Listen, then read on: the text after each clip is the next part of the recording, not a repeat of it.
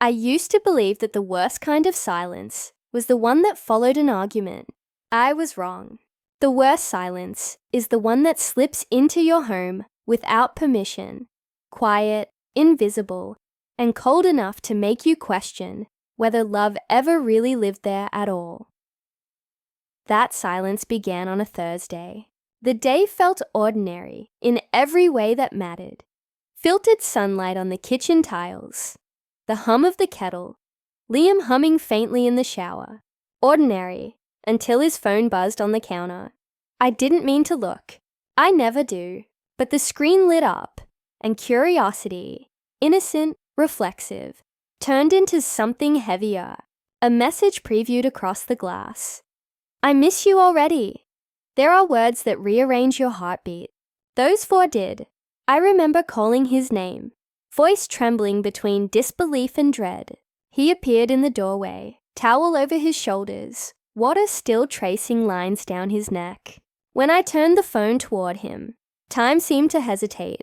His expression collapsed before he could rebuild it. Who is she? I asked. His mouth opened, then closed. The air between us grew dense, like it was holding its breath too. It's not what you think, he said. Finally, the phrase every guilty person rehearses, in the mirror, before they say it out loud.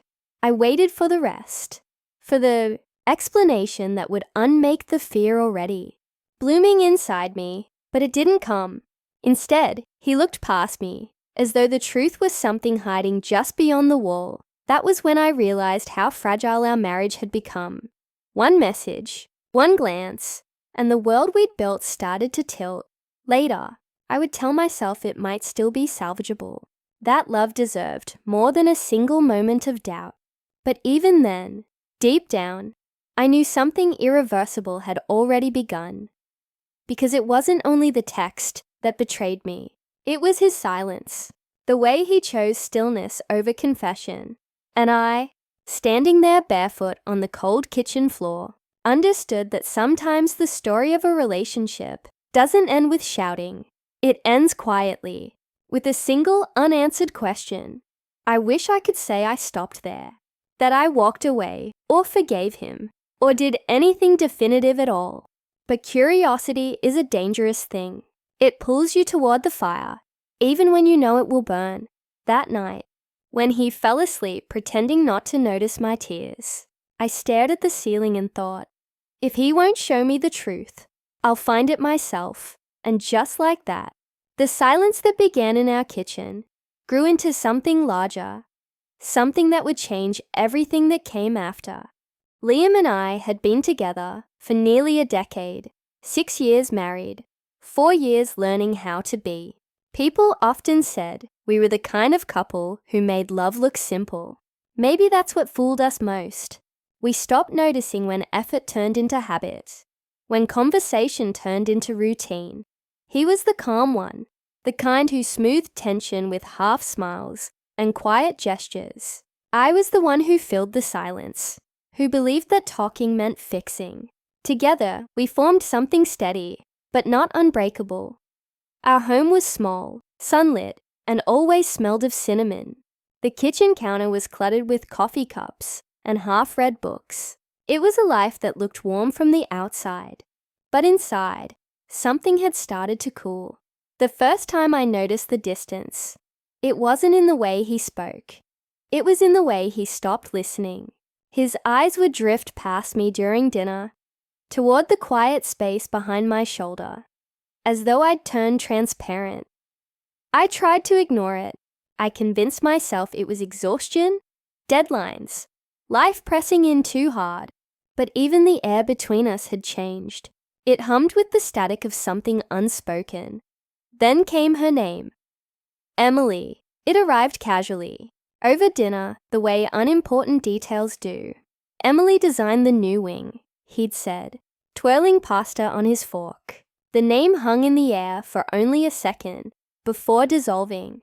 I smiled, asked polite questions, never realizing that moment was the beginning of a quiet unraveling. Weeks passed. He started working late. His phone stayed face down on the table. He laughed at messages I couldn't see, Every small change built upon the last, stacking into a shape I could no longer ignore. I started watching him the way one studies a stranger, searching for clues, cataloging inconsistencies. When he touched my arm, I wondered who he was thinking of. When he kissed me, I tasted absence. The night I found the message, everything clicked into place. Not with shock, but recognition. It was as if I had known all along and was only waiting for proof. Since then, our days have become measured in silences.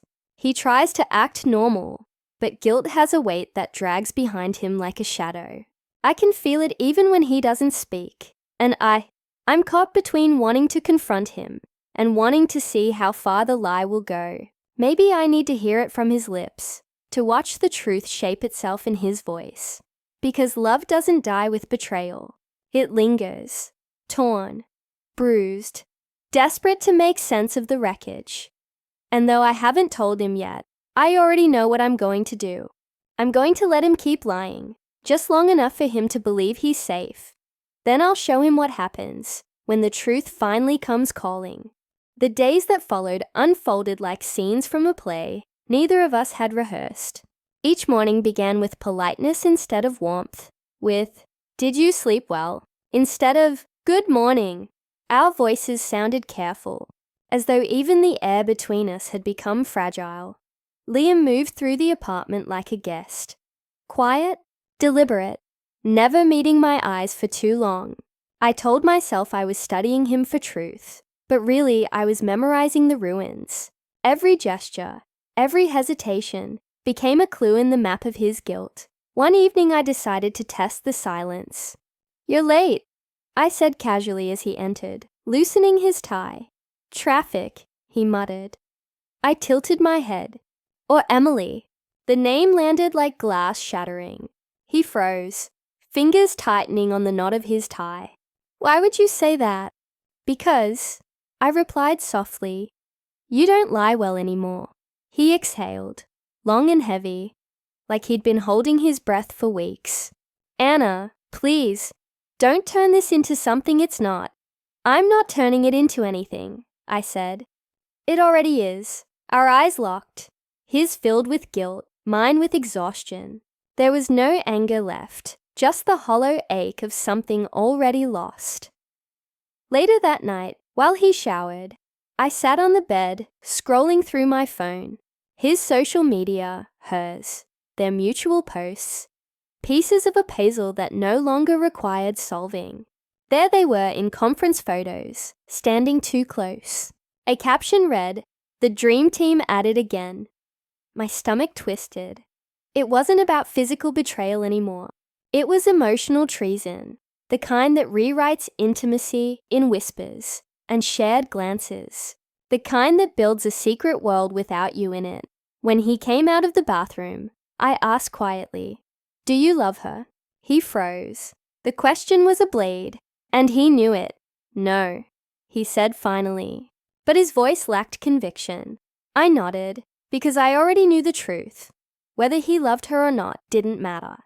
He'd chosen her attention over my trust, and that was enough. That night, he slept facing the wall.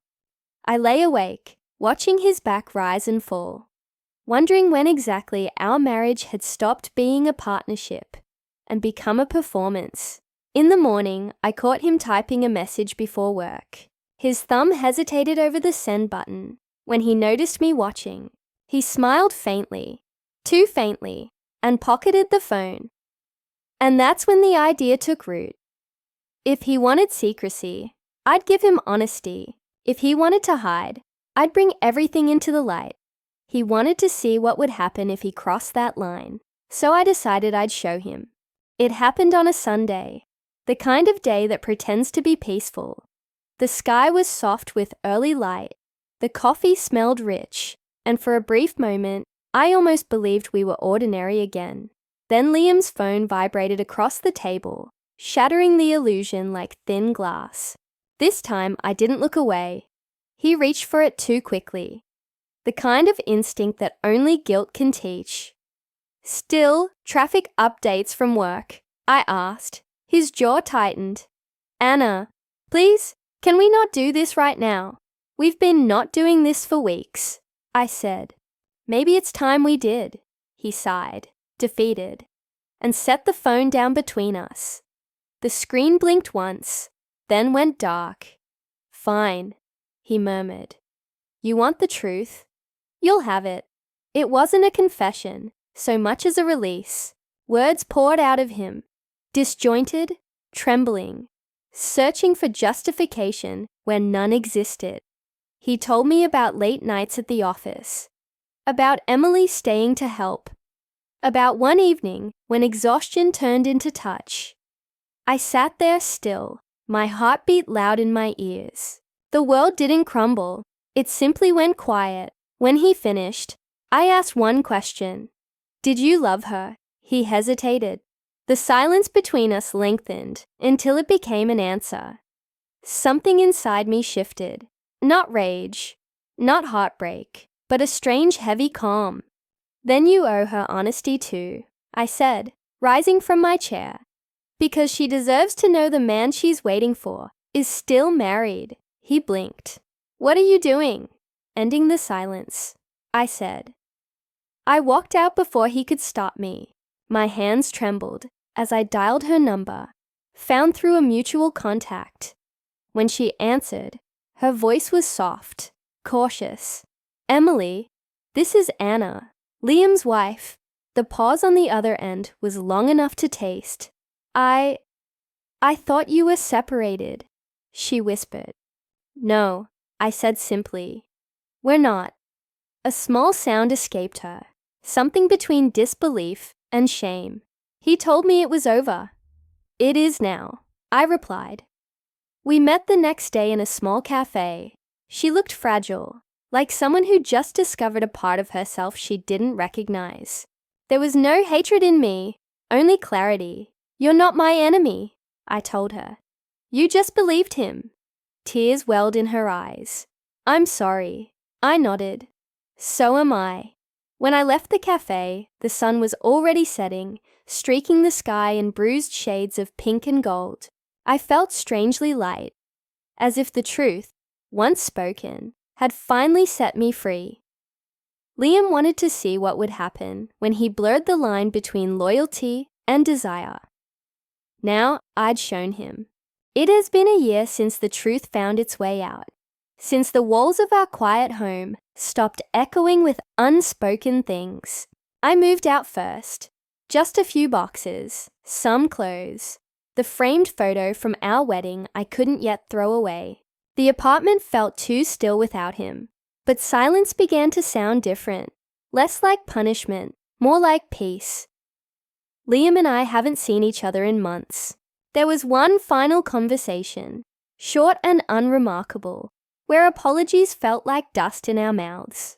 He told me he was sorry, that he never meant to hurt me. I believed him, but belief doesn't always mend what it breaks. Some things you just set down and walk away from. In the beginning, I thought betrayal would define me, that I would always be the woman who was cheated on. But grief has a strange way of cleansing what pride distorts. With time, the pain softened into perspective. I began noticing the small, overlooked joys of solitude.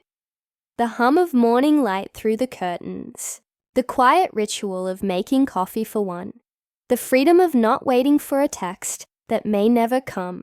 Forgiveness, I've learned, isn't something you grant once. It's a decision you renew every day. To stop reopening the wound just to prove it still hurts. Sometimes I still think about Emily, not with anger, but with curiosity. I wonder if she ever looked at him the way I once did, with trust, with certainty, and if she too learned that love built on secrecy collapses under its own weight. We were all caught in the same lie, just from different sides of it. I don't hate Liam. In some strange way, I thank him. His betrayal didn't end me. It uncovered me. It showed me the kind of woman I am when everything I depend on disappears. And what I found wasn't weakness. It was clarity. One evening while cleaning, I found his old sketchbook tucked in the back of a drawer. Inside was a drawing of our kitchen, the one with the cracked tile and the cinnamon candle. Beneath it, he'd written in small, precise letters, "Home." For a moment, I just stood there, tracing the lines of a memory that no longer belonged to me. Then I closed the book, placed it gently on the shelf, and walked away. They wanted to see what would happen when the truth came out, when love met its own reflection in betrayal, and we showed them. Because endings aren't about revenge or forgiveness.